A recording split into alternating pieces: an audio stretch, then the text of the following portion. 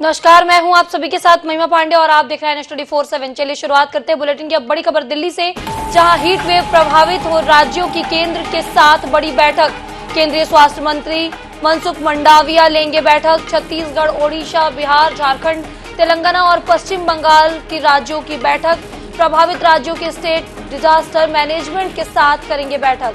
बड़ी खबर आपको बता रहे दिल्ली से, जहां हीट वेव प्रभावित राज्यों की केंद्र के साथ बैठक होने जा रही है। गर्मी को देखते हुए केंद्रीय स्वास्थ्य मंत्री मनसुख मंडाविया बैठक लेंगे। हीटवेव प्रभावित राज्यों की छत्तीसगढ़, ओडिशा, बिहार, झारखंड, तेलंगाना और पश्चिम बंगाल जैसे राज्यों की बैठक एक साथ होने जा रही है। हीटवेव प्रभावित है क्योंकि ये प्रभावित राज्यों के स्टेट डिजास्टर मैनेजमेंट के साथ ये बैठक की जाएगी।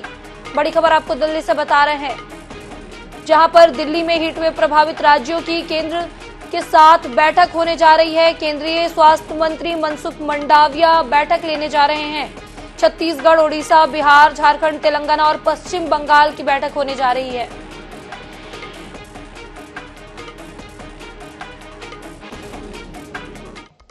अब बड़ी खबर भोपाल से, जहां सांसद प्रज्ञा ठाकुर का बड़ा बयान आया सामने।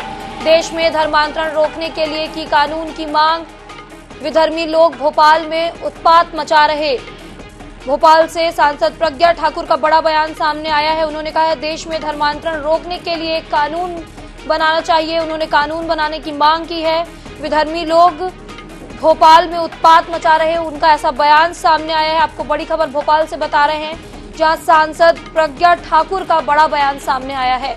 उन्होंने कहा है देश में धर्मांतरण रोकने के लिए कानून बनाना चाहिए। उन्होंने कानून की मांग की है और उन्होंने कहा है विधर्मी लोग भोपाल में उत्पात मचा रहे हैं।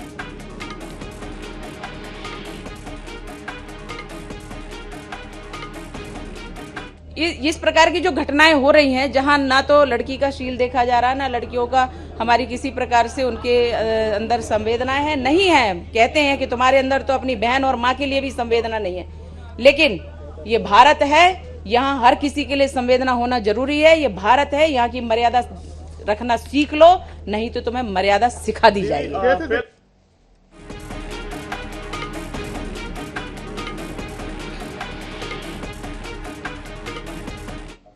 बड़ी खबर भोपाल से, जहां बीजेवाईएम नेता करण सिंह पटेल ने लिखा पत्र।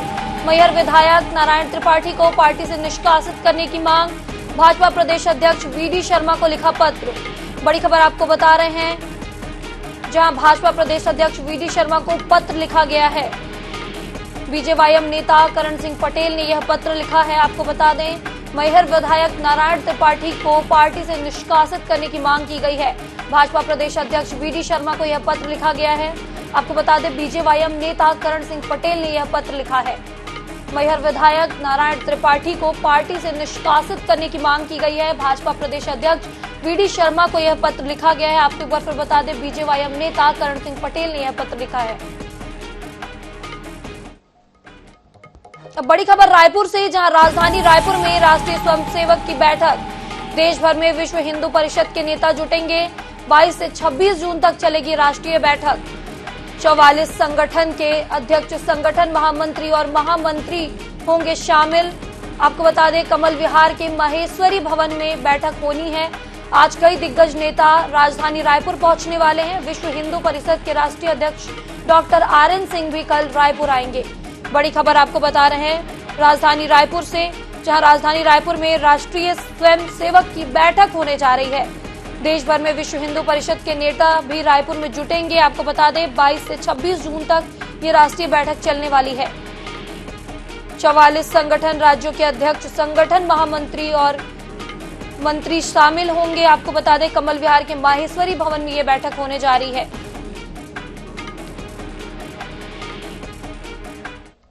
अब बड़ी खबर जगदलपुर से, जहां मेडिकल कॉलेज दीमरापाल में नर्सों ने किया हड़ताल। एक दिन पहले ही प्रबंधन को दे चुकी थी सूचना।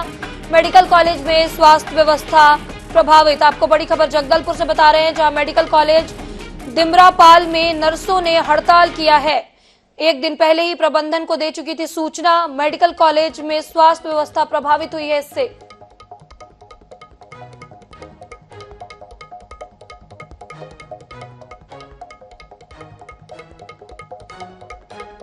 बड़ी खबर आपको जगदलपुर से बता रहे हैं, जहां मेडिकल कॉलेज दीमरापाल में नर्सों ने हड़ताल किया है। एक दिन पहले ही प्रबंधन को इसकी सूचना नर्सों ने दे दी थी और मेडिकल कॉलेज में स्वास्थ्य व्यवस्था नर्सों के हड़ताल पर जाने से प्रभावित हुई है। आप सीधी तस्वीरें देख सकते हैं जगदलपुर से, जहां दीमरापाल में नर्सों ने हड़ताल किया है। इस खबर पर ज्यादा जानकारी के लिए हमारे संवाददाता जीवानंद जुड़े हुए हैं हमारे साथ। जी जीवानंद, आपसे जानना चाहेंगे, दीमरापाल में नर्सों ने हड़ताल किया है, पहले ये बताइए इसमें क्या कुछ जानकारी है? निश्चित रूप से देखिए, जिस तरह सरकार भले ही बस्तर में स्वास्थ्य व्यवस्था को बहाल करने की बात करता होगा, लेकिन इस तस्वीर बताने के लिए काफी है कि बस्तर में किस तरह के स्वास्थ्य विभाग चरमरा गई है। इस वक्त मैं जो मेडिकल कॉलेज यानी संभाग का सबसे बड़ा अस्पताल मेडिकल कॉलेज में मौजूद हूँ, जहाँ पे आज पूरा स्टाफ नर्स जो है वो हड़ताल पर है। आप देख सकते हैं ये तमाम जो हड़तालें है, जो स्टाफ नर्स है वो अपने हाथ में तख्तियां लेकर यहाँ पर अपने धरना प्रदर्शन कर रहा है। कारण यही बताया जा रहा है कि मेडिकल जो कॉलेज है, इस कॉलेज में 600 बेड है, करीबन 350 नर्सों की जरूरत है, जहां पे 90 नर्स सिर्फ इसमें कार्य कर रहा है और यही कारण है, इसके चलते इन लोग नाराज है और ये सिर्फ स्टाफ की भर्ती के लिए मांग कर रहे हैं। तो आज इस तरह के सभी जो स्टाफ नर्स है वो हड़ताल में चले जाने से जो यहाँ का व्यवस्था है वो बेहद चरमरा गई है। मरीजों को वो इलाज नहीं हो पा रहा है। हमारे साथ मौजूद है यहाँ के जो नर्स है, उनसे जानने की कोशिश करेंगे। मैम, ये बताइए किस तरह के अब आज हड़ताल में क्यों है, क्या कारण है? हड़ताल में आना, हम लोग एकाएक ही हड़ताल में नहीं आए हैं, हम बहुत मजबूर हो गए हैं, जिसकी वजह से आज हमको यहाँ पर आना पड़ा, हड़ताल करना पड़ रहा है। हम भी नहीं चाहते कि मरीजों को नुकसान हो, उनको तकलीफ हो, पर हमारी मजबूरी हो गई है। वो ये है, पिछले साल से और 2016 के बाद से तो स्टाफ की पोस्टिंग नहीं हुई है। 2018 से ही हम स्टाफ की मांग लगातार करते आए हैं, पर हमको आश्वासन के अलावा कुछ भी नहीं मिला है। पिछले साल भी 15 सितंबर को हम लोग स्ट्राइक हाफ डे उतरे थे, जब हमारे हेल्थ मिनिस्टर आए थे, तब भी हमको आश्वासन मिला था कि स्टाफ आ जाएंगे। तब से हम अपने आलाधिकारी के पास कई बार जा चुके इस बात को लेकर के, और फिर भी हमको अभी तक स्टाफ नहीं मिला।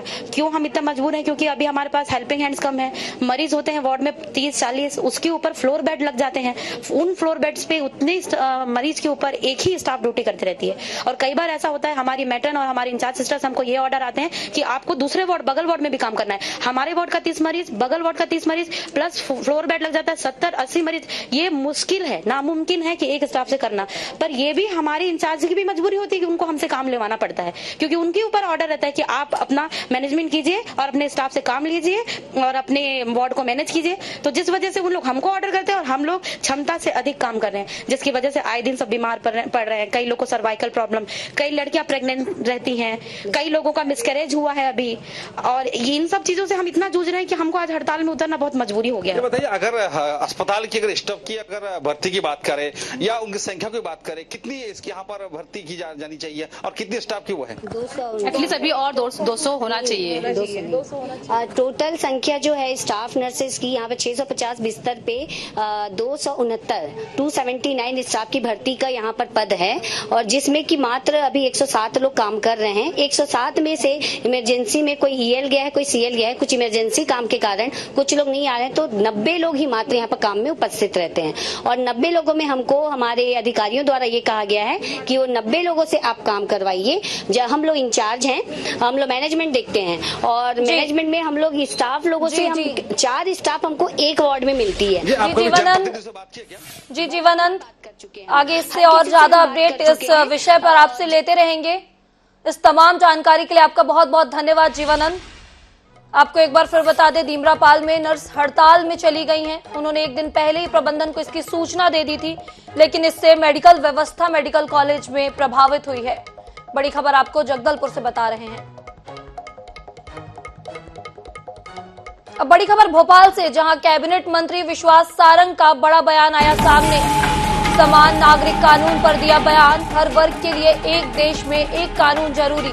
सारंग एमपी में कॉमन सिविल कोड लाने की तैयारी। कानून के ड्राफ्ट के लिए जल्द बन सकती है एक्सपर्ट समिति।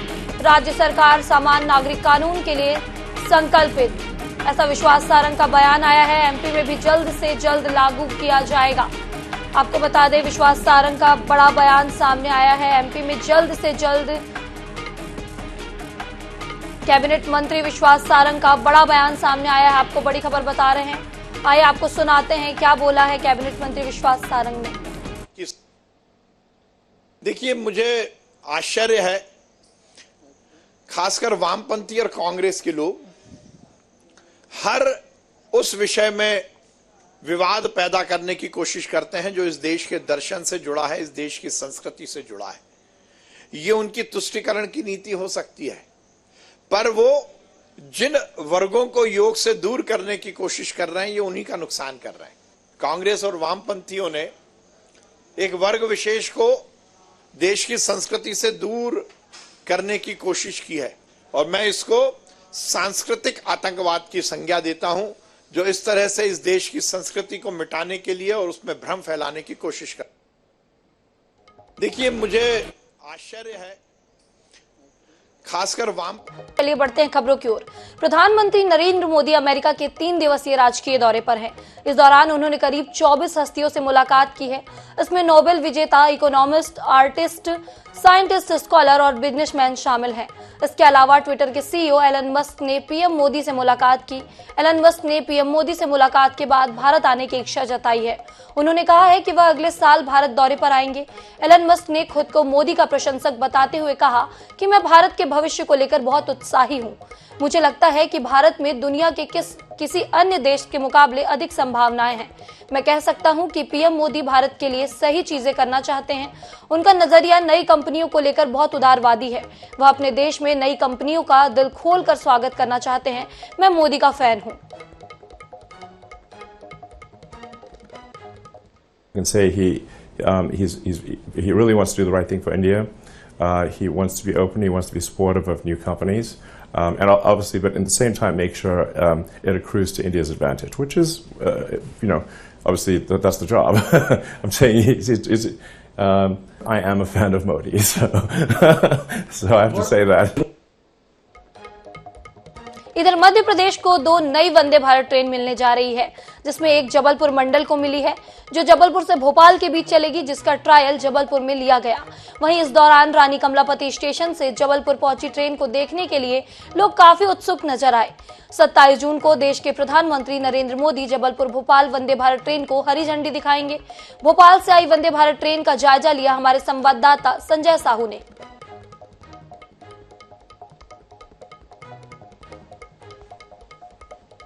प्रतीक्षित वंदे भारत ट्रेन की सौगात जबलपुर को मिल चुकी है और 27 तारीख को इसकी हरी झंडी जो है नरेंद्र मोदी भोपाल से दिखाने वाले हैं। भोपाल जबलपुर चलने वाली वंदे भारत ट्रेन का जो रैक है वो जबलपुर आ चुका है। देख सकते हैं यही वो रैक है जो जबलपुर से भोपाल को चलेगा। हमारे साथ मौजूद है सीनियर डीसीएम विश्वमोहन जी, हम उनसे चर्चा करेंगे। सर, बात करें जिस प्रकार से वंदे भारत बहुप्रतीक्षित ट्रेन थी, इसका रूट अब मिल चुका है, कहाँ से कहाँ तक रहेगा ये देखिए, इनॉर्गल रन माननीय प्रधानमंत्री द्वारा उनके कर कमलों से इसको रन किया जाएगा, जो कि 27 तारीख को होगा और रानी कमलापति से जबलपुर तक आएगी है और वापसी में जो स्टार्ट हो रही है गाड़ी वो जबलपुर से स्टार्ट होगी, ऐसी संभावना है।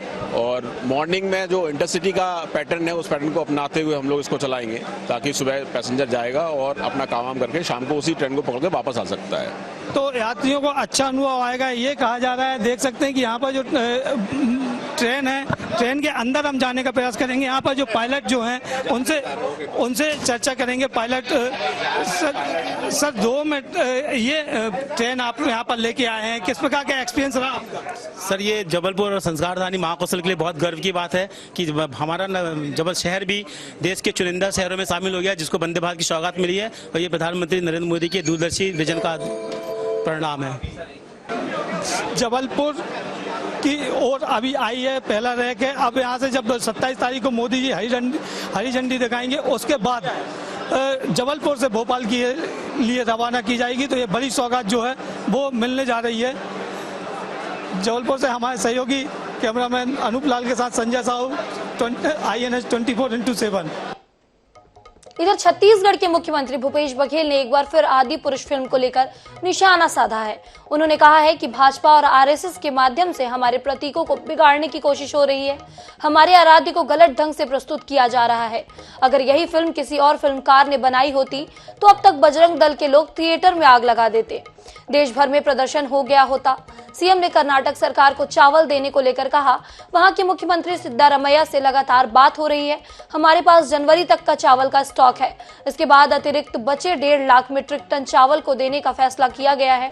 सीएम ने केंद्र सरकार को आड़े हाथों लेते हुए कहा कि छत्तीसगढ़ में भी केंद्र सरकार ने चावल लेने को लेकर आनाकानी की थी, अब कर्नाटक को चावल देने से रोका जा रहा है।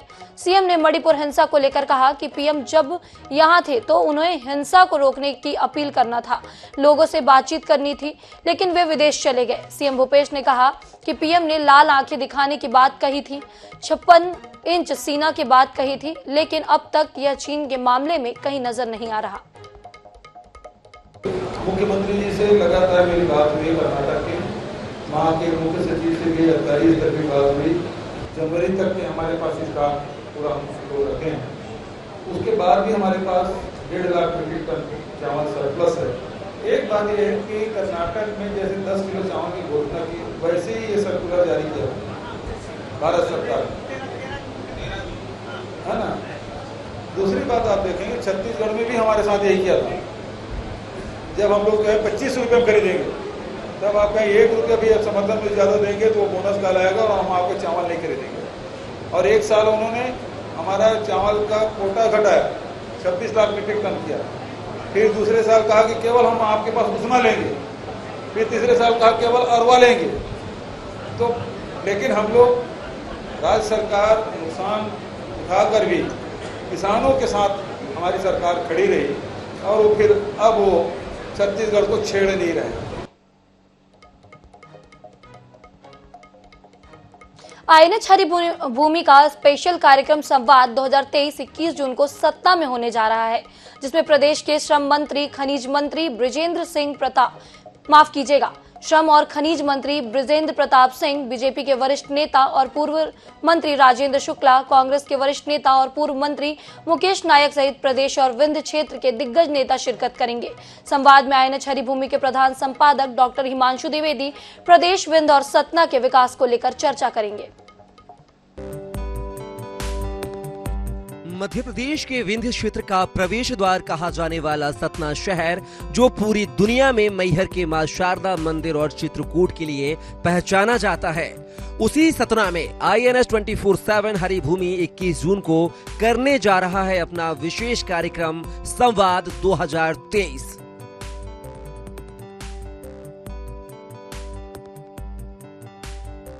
मध्य प्रदेश के विकास पर होगी बातचीत, प्रदेश सरकार के मंत्री बृजेंद्र प्रताप सिंह से होगी बात, विंध्य के विकास पर भी होगा संवाद।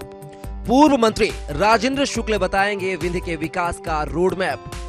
सतना के विकास पर भी होगा स्पेशल फोकस। सांसद गणेश सिंह और महापौर योगेश ताम्रकार रखेंगे विचार।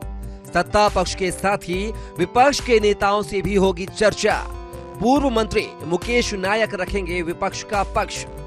आईएनएच हरिभूमि के प्रधान संपादक डॉक्टर हिमांशु द्विवेदी पूछेंगे सवाल। आईएनएच हरिभूमि के कार्यक्रम में आने वाले मेहमान संवाद 2023 को लेकर उत्साहित हैं। सभी को भरोसा है कि कार्यक्रम में विकास पर सार्थक चर्चा होगी। इसलिए आईएनएच का यदि सतना में इस प्रकार से एक प्रोग्राम आयोजित हो रहा है, तो मैं मानता हूं कि इससे हमारे विंध्य फोकस में आएगा और निश्चित रूप से जनता की समस्याएं और वर्तमान इश्यूज और शासन की योजनाएं, इन सब चीज़ों को क्रियान्वित करने में, अपडेट करने में निश्चित रूप से मदद मिलेगी। हमारे सतना के लिए बड़े खुशी की बात है कि सतना में एक संवाद कार्यक्रम का आयोजन किया गया है। पूरे शहर वासियों से मैं निवेदन करता हूं, इस संवाद कार्यक्रम में आइए और सतना में क्या क्या हो रहा है, हम किस तरह की सोच को लेकर, विजन को लेकर आगे बढ़ रहे हैं, इसको जानने का एक सुनहरा अवसर है। जी, आईएनएच हरिभूमि ने एक कॉन्क्लेव रखा है और उसमें विंध्य क्षेत्र के सभी प्रमुख नेता उसमें संवाद के लिए आ रहे हैं। मुझे विश्वास है कि कॉन्क्लेव जीवन को स्पर्श करती हुई समस्याओं को उत्कीर्ण करेगा और एक विचार उत्तेजना पैदा करेगा। लोग सोचेंगे कि हमें भविष्य की राजनीति को लेकर क्या करना। हरिभूमि आईएनएच चैनल की तरफ से सतना में जो संवाद कार्यक्रम होने जा रहा है, उसके लिए मेरी बहुत बहुत शुभकामनाएं हैं। जो शिक्षा, स्वास्थ्य, विकास कार्य जनता के सामने लाने का जो प्रयास कर रहे हैं, वो बहुत सराहनीय है। सतना शहर में ऐसे कार्यक्रम आयोजित करने के लिए आपको बहुत बहुत शुभकामनाएं। जो सतना में हरिभूमि INS चैनल द्वारा संवाद प्रोग्राम हो रहा है, यह काफ़ी अच्छा होने वाला है और मैं चाहूँगा आप भी सब आएं और शामिल हों इस कार्यक्रम में। हरिभूमि और INS चैनल द्वारा यह कार्यक्रम आयोजित किया जा रहा है AKS यूनिवर्सिटी में 21 जून 2023 को। मैं हरिभूमि एवं INH दोनों चैनल के द्वारा सतना शहर में जो सामाजिक एवं शैक्षणिक सुधार के लिए एक संवाद कार्यक्रम का आयोजन किया जा रहा है, उसको जानकर मैं बहुत खुश हूं और उन पूरे चैनल को और उनकी टीम को बधाई देता हूं, शुभकामनाएं देता हूं कि इस तरह का सराहनीय कदम शहर के सामाजिक, शैक्षणिक, राजनीतिक व आर्थिक विकास में लोगों की मनोस्थिति को और स्वस्थ व अच्छा वातावरण निर्मित करेगा। तो जनाब, मंच सज चुका है, सतना शहर तैयार है विकास पर संवेदनशील चर्चा का गवाह बनने के लिए। हमें भी रहेगा आपके साथ का इंतजार। 21 जून को दोपहर 3 बजे तो पहुंचिए AKS यूनिवर्सिटी पन्ना रोड सतना और बनिए विकास पर सार्थक संवाद के साक्षी। Bureau report INS 24/7। बड़ी खबर भोपाल से, जहां मीडिया अस्पताल में शव भी असुरक्षित, मरचुरी में रखा शव को चूहों ने कुतरा। शव लेने पहुंचे परिजन तो हुआ खुलासा, गुस्साए परिजनों ने किया हंगामा। मामले में चिकित्सा शिक्षा मंत्री ने लिया संज्ञान। मंत्री विश्वास सारंग ने दिए जांच के आदेश। आगे ऐसी घटना दोबारा न हो, इसके लिए मॉड्यूलर मरचुरी बनाई जाएगी। बड़ी खबर आपको बता रहे हैं। सभी मेडिकल, देखिए, मैंने जांच के आदेश दिए हैं और ये सुनिश्चित करने का निर्देश दिया है कि क्या कुछ कारण है उसका पता लगा जाए। वैसे हमने पूरी तरह से मर्चुरी को मॉड्यूलर मर्चुरी बनाने की प्रक्रिया शुरू की है और केवल यही नहीं, सभी मेडिकल कॉलेज और जिला अस्पतालों में भी जहां मर्चुरी है वो मॉड्यूलर मर्चुरी बने और इस तरह की घटनाएं ना हो, इसके निर्देश दिए हैं।